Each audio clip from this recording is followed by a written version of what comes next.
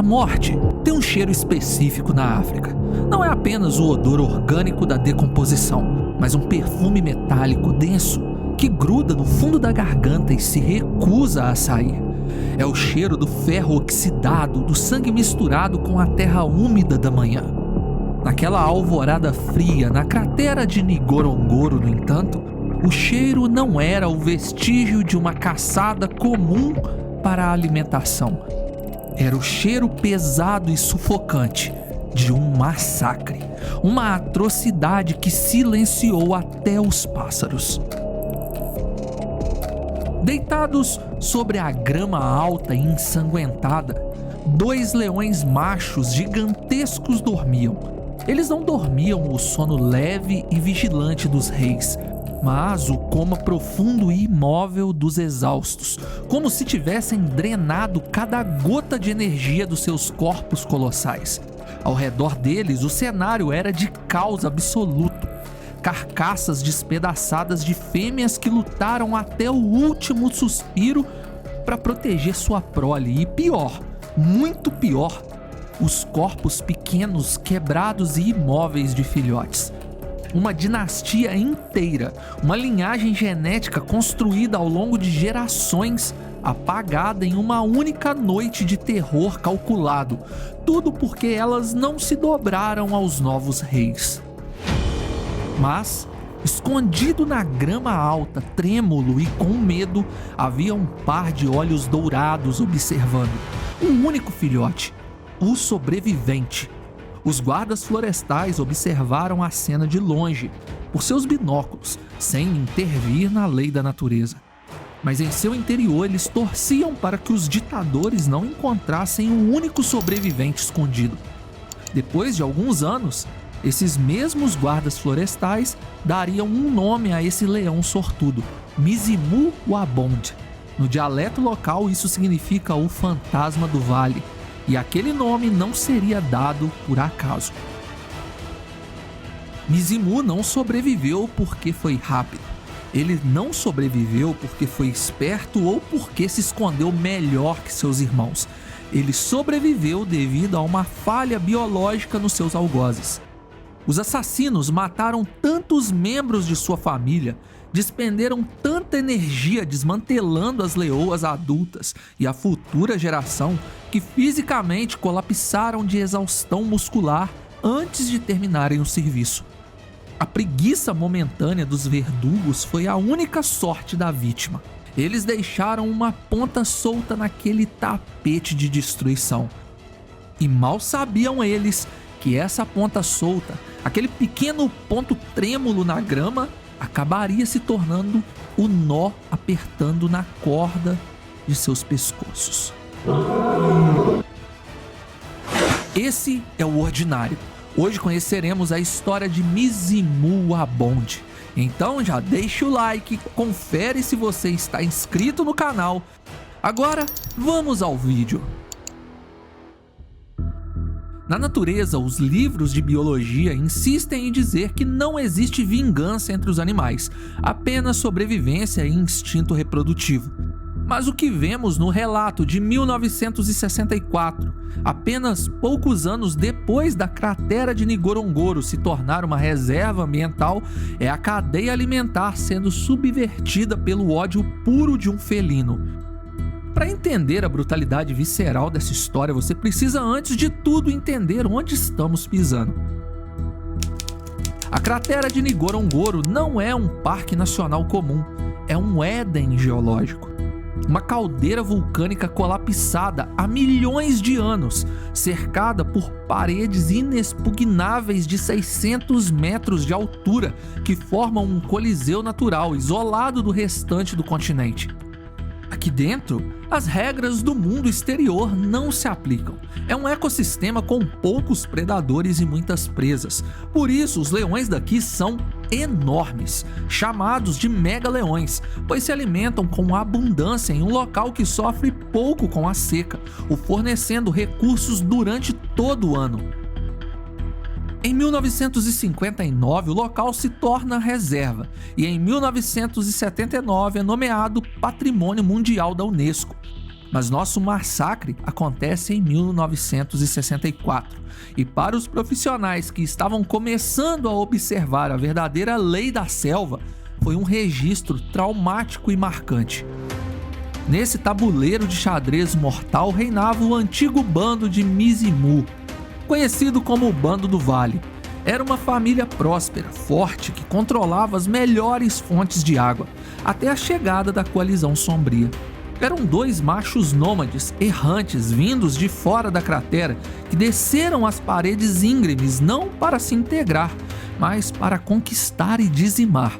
A invasão foi uma guerra relâmpago.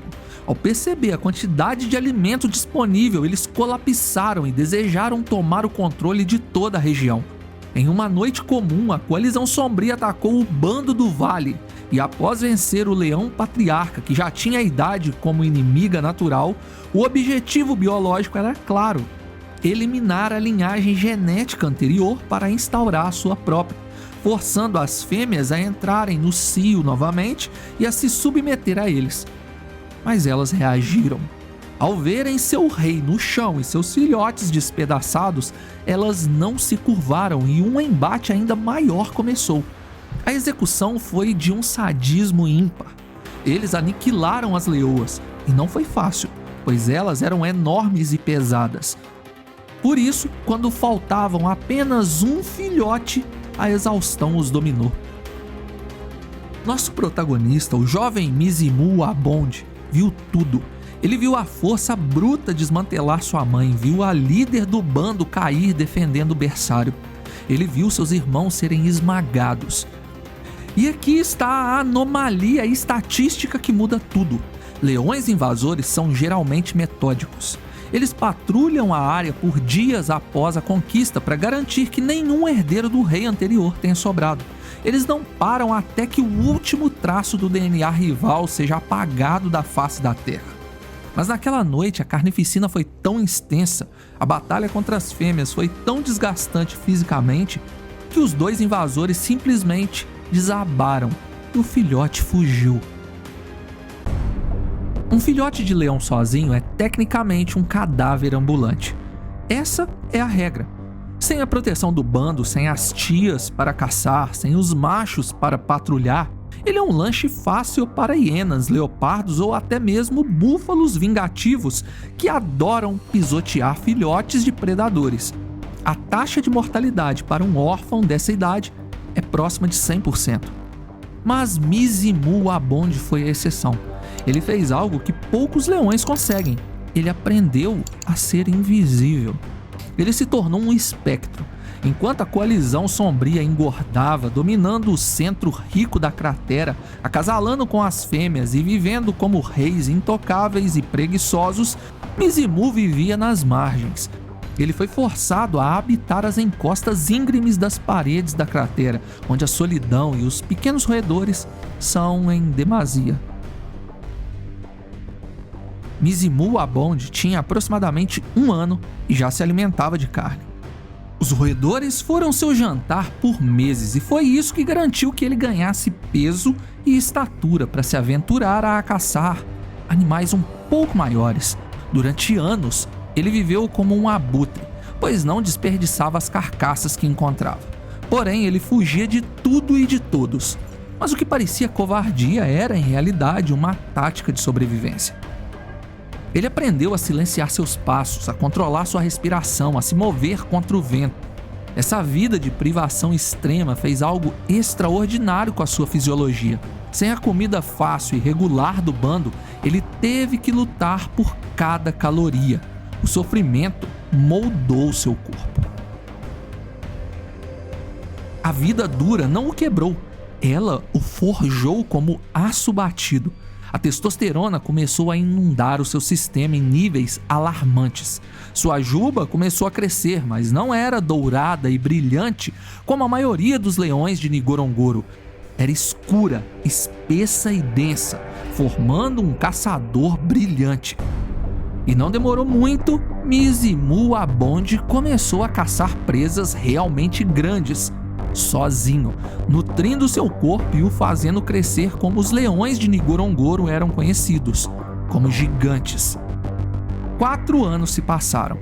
4 anos de silêncio absoluto. A biologia convencional nos diz que leões nômades buscam formar coalizões com irmãos ou primos para ter alguma chance matemática de derrubar reis estabelecidos. Mas a matemática da selva não considera o fator ódio. Mizimu Wabonde não tinha interesses em formar alianças políticas nem em conquistar territórios. O cheiro das fêmeas parecia não atraí-lo o suficiente. A vingança era a única coisa que o motivava. E então, em uma manhã fria e nebulosa, a brisa mudou. Mizimu não sentiu medo. Ele sentiu que o relógio havia completado a volta. Ele não era mais a vítima indefesa, ele era o Leviatã que a cratera havia criado em segredo, nutrido pelo ressentimento. Em 1968, ele desceu as encostas em direção à área central, onde a coalizão das sombras ainda reinava com 2 bandos conquistados. Não houve a cerimônia de marcação de território com urina para anunciar sua chegada. Foi uma invasão silenciosa, direta e letal. Mizimu não queria o território, ele não queria as fêmeas, ele queria as cabeças dos leões que mataram o seu bando. Ele encontrou o primeiro membro da coalizão sombria isolado, bebendo em um charco lamacento. Um rei velho, agora mais pesado, com a barriga cheia e os movimentos lentos pela idade. Ele deve ter reconhecido algo naqueles olhos dourados que se aproximavam sem hesitação. Talvez o cheiro daquele dia fatídico tenha voltado à sua memória. O rei rugiu um som gutural para chamar seu irmão, mas já era tarde demais. O choque foi sísmico. Não foi uma briga ritualística onde os leões medem forças e trocam patadas.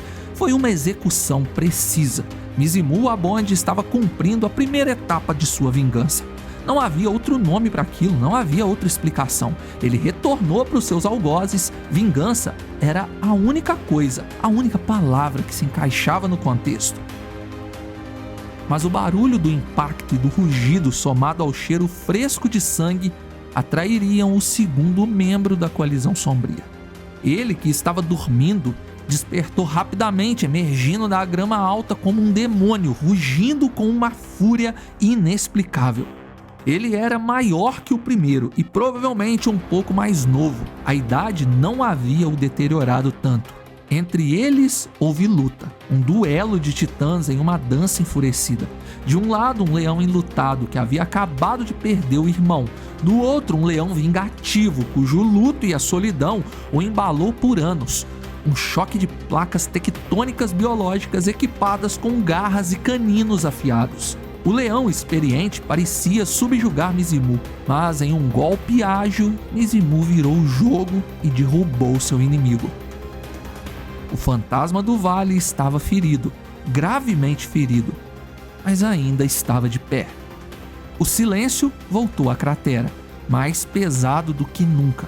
2 corpos gigantescos, os tiranos invasores que governaram com mão de ferro por anos o centro da cratera, jaziam imóveis no chão, transformados em comida de abutres. Mas de pé ao lado deles, ofegante e ferido, estava Mizimu Wabonde. O fantasma havia se tornado carne e a carne havia se tornado o novo rei. A vingança estava concluída. Mizimu colocou um ponto final e ele não repetiu o massacre que viveu. Se juntou às fêmeas com cautela, evitando os filhotes e esperando que elas entrassem no cio ao seu tempo. Ele não repetiria a dor que sofreu e nem alimentaria a vingança que o moveu. O que coroa um rei não é somente seu punho forte, mas também o seu coração resiliente. Mas como isso foi fisiologicamente possível? Como um único leão sem apoio derrotou uma coalizão estabelecida em sucessão rápida? Como um animal se vingou e não repetiu o ciclo ancestral de eliminar a descendência dos seus inimigos? A resposta para as 2 primeiras perguntas está na ciência do estilo de vida.